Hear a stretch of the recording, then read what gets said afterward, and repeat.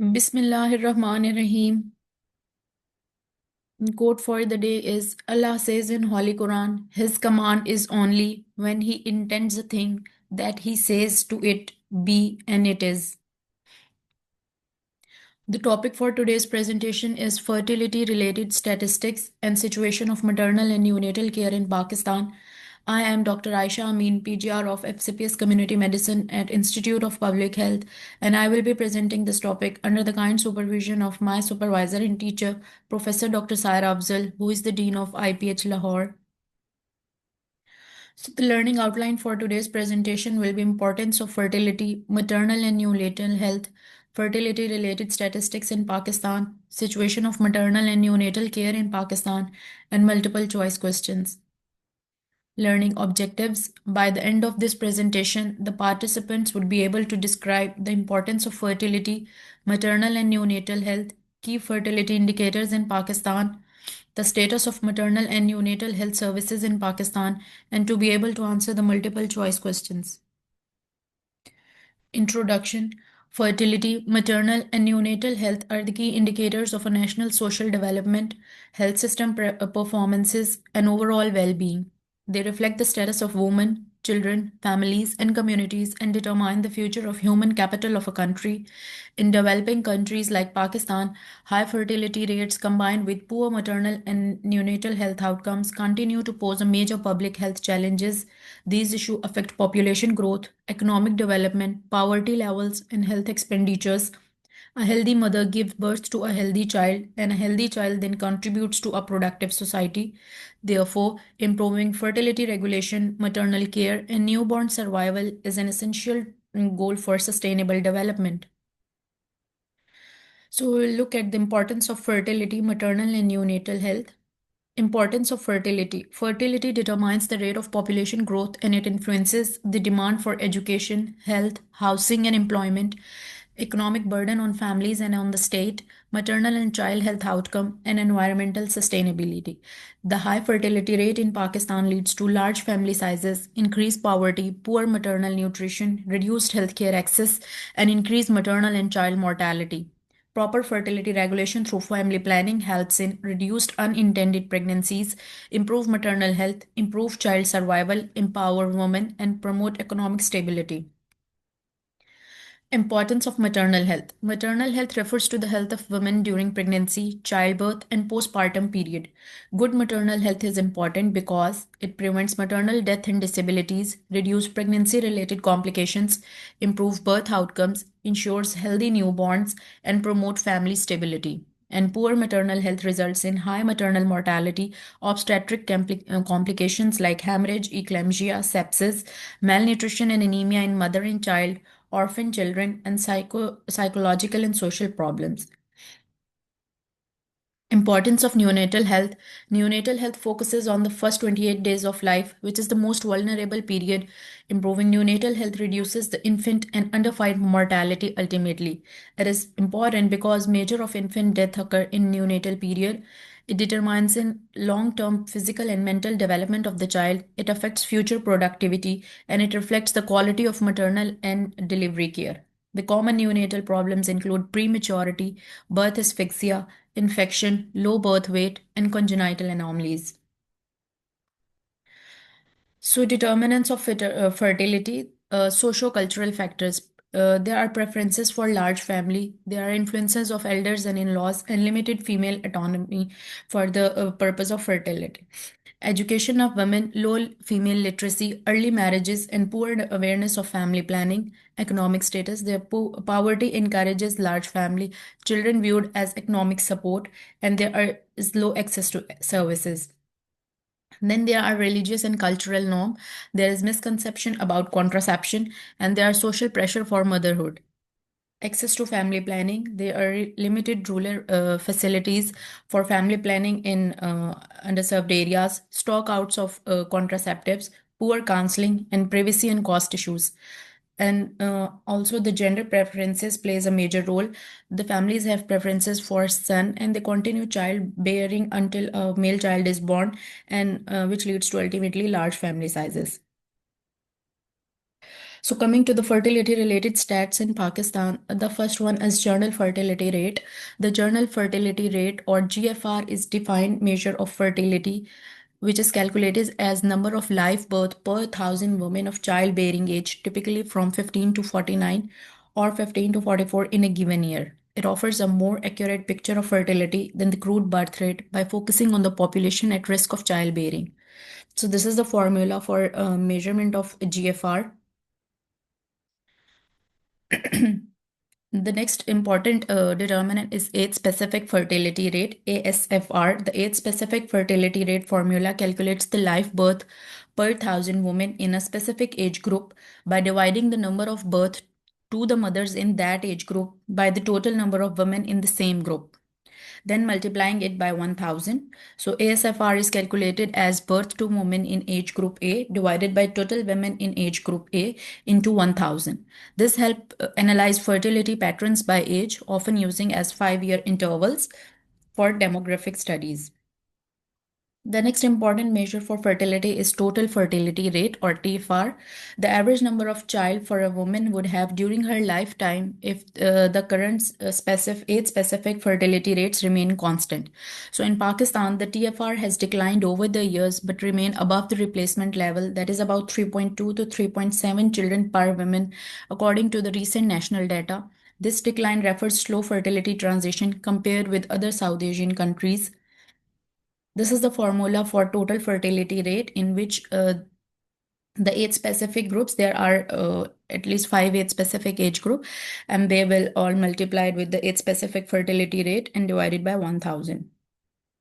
So this diagram is basically showing the fertility rates birth per women, and we can see that in Pakistan, which is shown by this red line at the uppermost part, the fertility rate has gradually declined after 1990s, and it is now decreasing gradually, but it is still much higher than the neighboring countries. The Pakistan has TFR of around 3.6 births, while rest of the countries like India and Bangladesh has much lower TFR.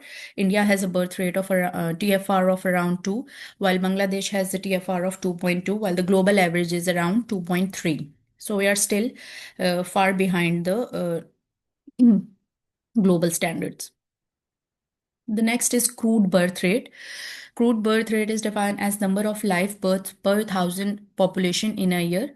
In Pakistan, the crude birth rate historically has been high, around 27 to 30 per per thousand people, reflecting high fertility and young age structure.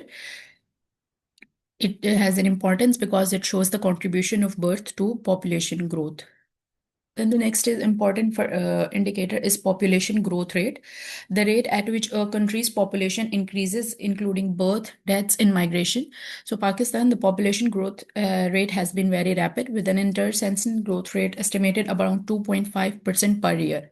High fertility contributes strongly to this rapid increase, affecting resource needs like health, education, and jobs. The next important indicator is contraceptive prevalence rate, CPR. It is defined as the percentage of married women, usually aged between 15 to 49, using any contraceptive method. In Pakistan, the CPR remains relatively low, about 34%, meaning only 1 in 3 married women using contraception. And the low rates of CPR reflects barriers such as lack of services, social norm, and misinformation and misconception about contraceptions. So this bar chart is again showing the data from 2021, and it is showing the share of women who are using contraception. So as we can see in the developed countries like United States, there are around 73.9, almost 74% of the women who are using contraception. While it is lowest for Pakistan, it is around 34%, while the neighboring counterpart countries like India and Bangladesh have the contraception used by women is around 66 and 64% respectively. The next important indicator is unmet need for family planning. So it is defined as the proportion of women who want to delay or stop childbearing but are not using any contraception method. In Pakistan, the unmet need of family planning is still substantially around 17 to 18%, meaning millions of women lack access to the desired contraception, and it leads to unintended pregnancies, high fertility, and high population growth rate. So again, this diagram is showing the unmet need for contraception among married women of reproductive age, and the data is of 2022. And we can see that Pakistan is lying in this beach zone, and it has around the contraception prevalence rate of around unmet need for family plannings are around 17 to 18%, while for the rest of the countries, it is relatively low, like India and Bangladesh, the rate is around 0 to 10%. The next important thing is the situation of maternal care in Pakistan, and it is measured by a few of the important indicators. So, first of all, is maternal mortality ratio (MMR). So, MMR is the number of maternal death per 1,000 live birth. It includes death during pregnancy or within 42 days after the end of a pregnancy from causes related to or aggravated by pregnancy. The MMR has improved over the year in Pakistan, but remains high. Currently, the Pakistan has MMR of about 186 maternal death per 100,000 live birth. There are large regional differences with higher MMR in provinces such as Balochistan compared to the Punjab and urban areas. Every day, about 27 mothers die from a preventable pregnancy-related cause in Pakistan. So this is the map which is showing the maternal mortality ratio, and the data is of 2022. And we can see that unfortunately Pakistan is lying in this area of around having maternal mortality ratio of 100 to between the range of 100 to 200, that is 186. Again, this diagram is showing the trend of maternal mortality ratio from 1985 to 2020, and we can see that Pakistan has made a significant progress, and currently the MMR has reduced over the years as compared to the Afghanistan, but it is still very high as compared to the India and Bangladesh. So we need to like improve our services to decrease this ratio further. The next important indicator is antenatal care coverage. So, antenatal care helps monitor maternal and fetal health, detect risk conditions early, and guide healthy pregnancy practices. While coverage has increased over time, many women still do not receive the recommended number of visit or full assessment due to the barriers such as access, awareness, and quality of services. So this map is again showing the share of mother receiving at least 4 antenatal visits during pregnancy, and it is from 2023. And we can see that Pakistan is lying in this green zone with about 50 to 75% range, and Pakistan has this antenatal coverage of around 64%, and which is still very low as compared to the standards. And there are countries which have the antenatal coverage of around 97%.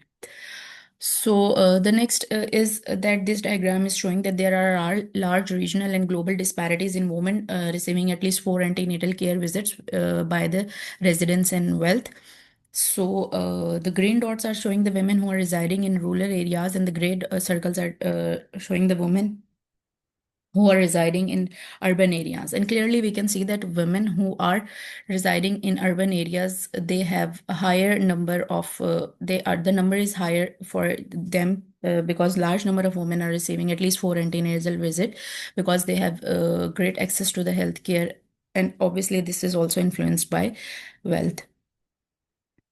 This is the number of antenatal care visits which women are receiving in Pakistan, and it is from the PDHS survey of 2017 and 18. So we can see that number of antenatal care visit, at least one is almost availed by 4.2 women in urban areas and 10.3 in rural areas. While if we see that 4 or 4 plus visits is, then there is huge differences. Then an urban women, around 70 out of 170 women in urban areas receiving at least 4 antenatal visit, while it is only around 41 women out of 100 receiving antenatal visits in rural areas. So the median months pregnant at first visit So mostly in urban areas, women are around 3 months pregnant when they visit, when they have first antenatal care visit, while at the rural areas, it is around 3.7 or 4 months of gestation when they receive the first antenatal visit. The next important indicator is skilled birth attendant. So, skilled health personnel, doctor, nurses, or midwives, they play a crucial role in preventing maternal death during delivery. Births attended by skilled birth health staff is the share of deliveries attended by personnel trained to provide care during pregnancy, labor, and the postpartum period. In Pakistan, about 68% of the births are attended by skilled birth attendants, but this is much lower in remote rural district where less than 40% of birth may have skilled attendants. So again, this diagram is showing the share of birth which is attended by the skilled health staff in 2022. And we can see that in the large portions of the world and around the globe, it is around 100%, like it's between 90 to 100%, while very few countries have the ranges which is far below the standard. And Pakistan is unfortunately among those countries where the range is about 60 to 70%. And only 68% of the women are receiving the skilled birth attendant for their deliveries. So again, this graph is showing the maternal mortality ratio versus birth attended by skilled health staff. So we can see that the in the left side of the figure, we can see that a large number of countries has clustered around the lower right bottom. And India is also at this point where the skilled birth attendance is around 90%, considering the population of the country. While if we compare it with the Pakistan, Pakistan is again at the 68%, and maternal mortality ratio is obviously is also high.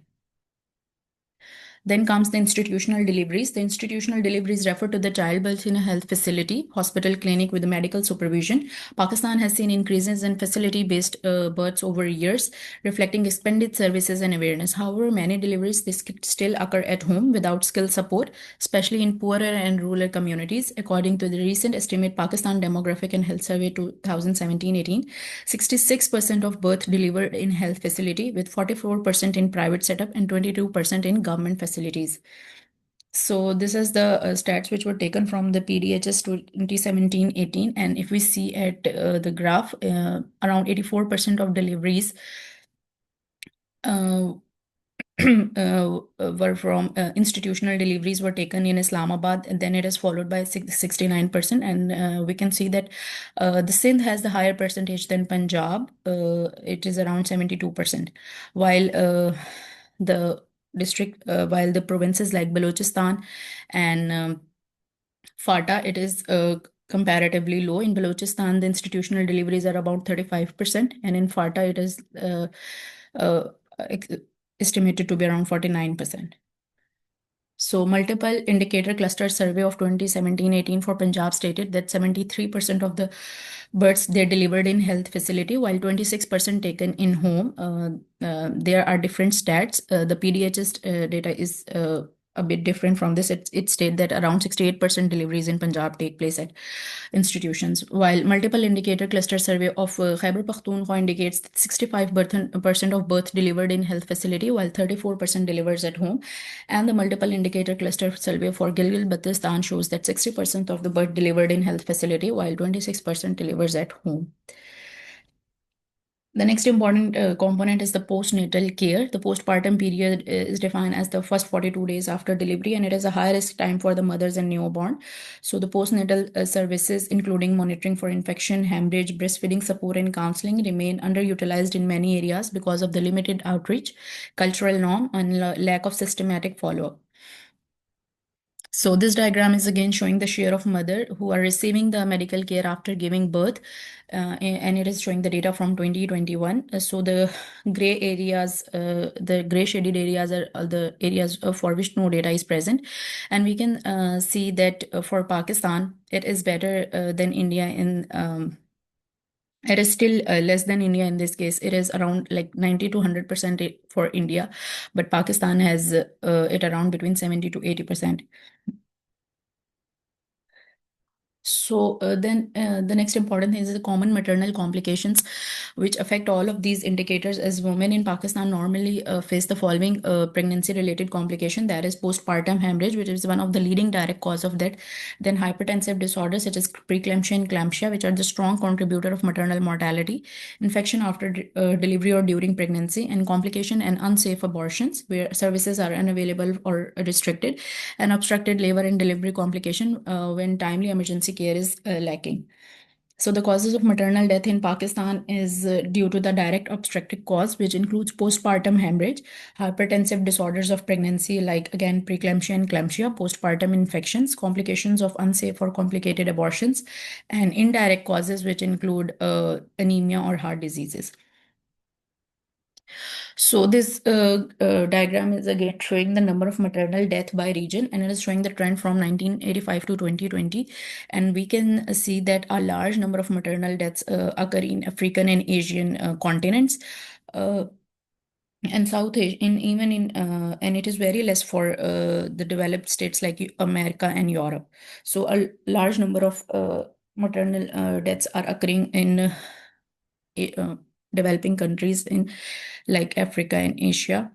So this map is showing the number of maternal death in 2023, and it is the estimated number of women who die from the maternal conditions. And we can see that for Pakistan, it is around 10,669,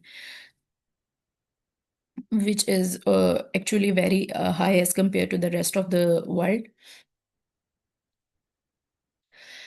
So this again map is showing the share of women who are expected to die from pregnancy related cause 2023. This diagram is basically showing the probability that a young girl would die in future with from a pregnancy related cause, assuming the constant levels of maternal mortality and number of births per woman.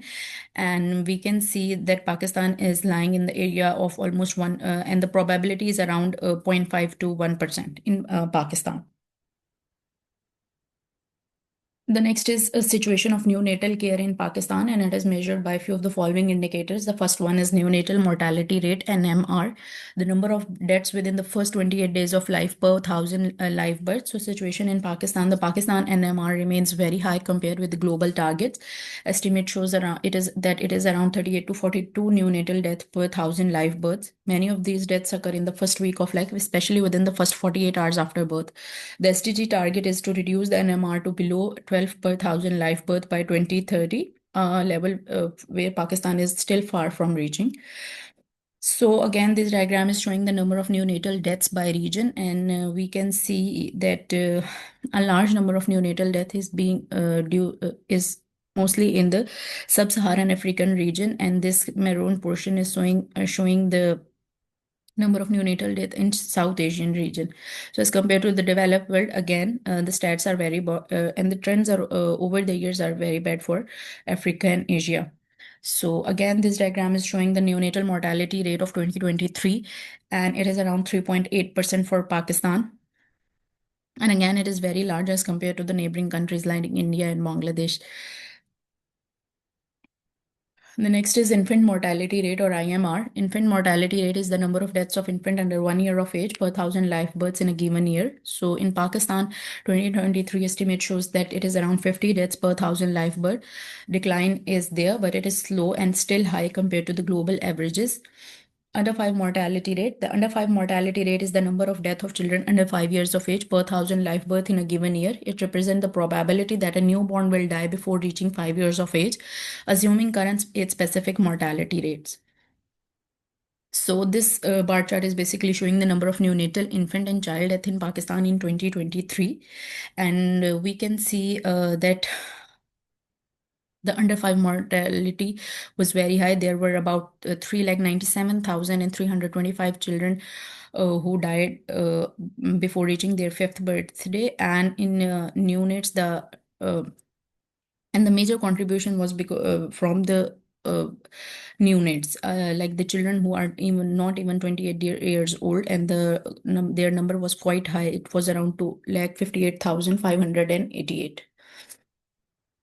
Stillbirth rate, the number of babies born with no signs of life at or after 28 week of gestation per thousand birth. In historical data of Pakistan indicate that the high stillbirth rate in Pakistan, which is around 27 to 39 per thousand live birth in various estimates, showing ongoing challenges in quality prenatal and delivery care. So again, this diagram is showing the stillbirth rate of 2023. And again, we can see that the stats are not very good for Pakistan. Again, it is between 2.5 to 3%. This bar chart is again showing the comparison between the world and the neighboring countries, and we can see that unfortunately it is highest for Pakistan. It is like around 2.8% compared to the Bangladesh and India and the developed countries, yeah, like US has a very less rate of stillbirth, like 0.3%, and the global stats are around 1.4%.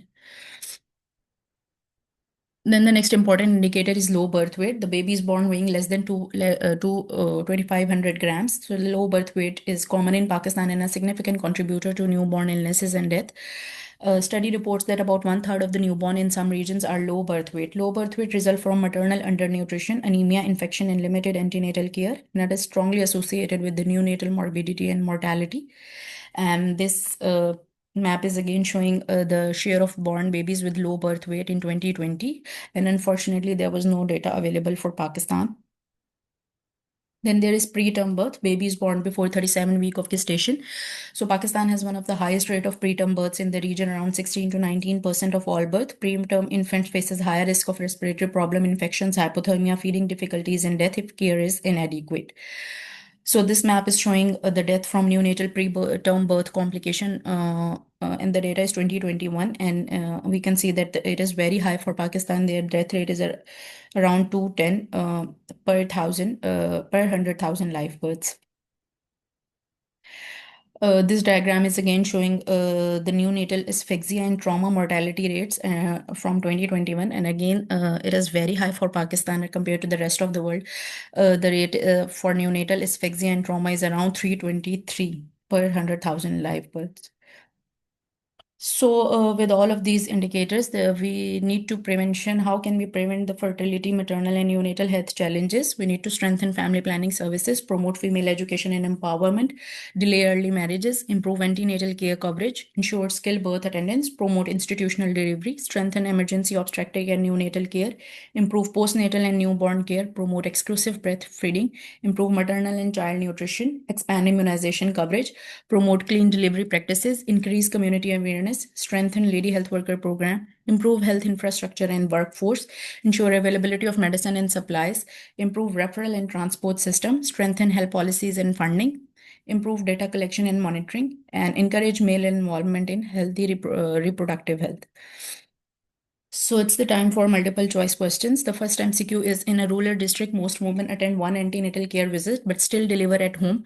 Maternal deaths remain high. The main reason is likely to be A, poor nutrition, B, lack of transport, C, absence of skilled birth attendants, D, low literacy, E, poor sanitation. C. The right answer is C, absence of skilled birth attendants. Second is, a community show low contraceptive prevalence rate despite free contraceptives. Women report fear of infertility after the use. The best intervention is increase supply, B, provide incentives, C, improve counseling, D, reduce prices, E, open new clinics. C. The right answer is C, improve counseling.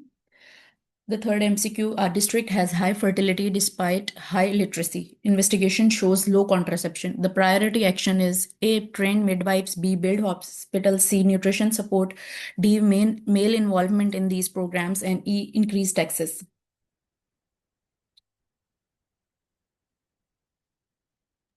So, A.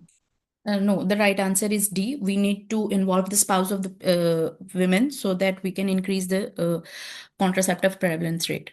The next is, a woman wants to delay next pregnancy but is not using any contraception due to lack of access. This represent A, latent demand, B, replacement fertility, C, unmet need, D, overuse, E, unmet need. C. No, the right answer is unmet need because the patient has not access to the contraception.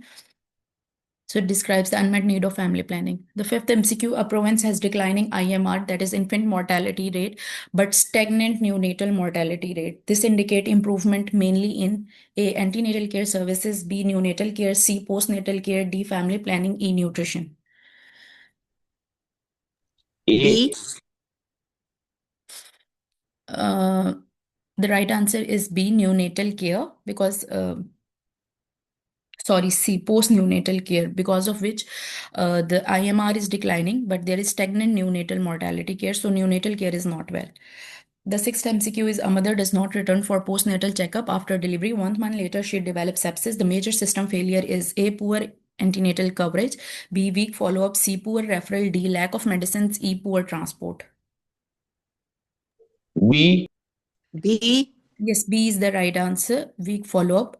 The seventh MCQ, our district improves institutional deliveries, but maternal mortality ratio remains high. The most likely missing component is A, building, B, ambulances, C, quality emergency care, D, registration, E, advertising. B. B. The right answer is C, the quality of emergency care. Eighth MCQ is a couple with three daughters continues having children despite poverty. This behavior mainly reflects A, economic insecurity, B, cultural norms, C, illiteracy, D, health access, E, malnutrition. B. Yes, B or C? B is the right answer because of the cultural norms for the preferences of a son or having a male child, they continue to reproduce. And the ninth MCQ is a rural health center reports many women coming for delivery without any prior ANC visit. The most effective long-term solution is A, increase hospital beds, B, improve community awareness through LHWs, provide free medicines, E, D, increase delivery fee, E, expand laboratories. B. B. Yes, B is the right answer. The last MCQ is despite high contraceptive prevalence rate, fertility remain high in an area. Investigations show poor birth spacing. The main reason is A, poor wash practices, B, poverty, C, climate change, D, low literacy rate, E, incorrect contraceptive use. D. No, the right answer is C, E. As CPR is high, people are availing contraception, but the fertility is still high. So it is because of they are not using the contraceptive properly. So this is the key to all MCQs. These are the references. This is the official channel of the YouTube of Institute of Public Health, where the recording of this presentation will be uploaded. Thank you. Thank you so much, Dr. Ayesha. It was a wonderful presentation and a very informative one. Thank you, Dr. Amna.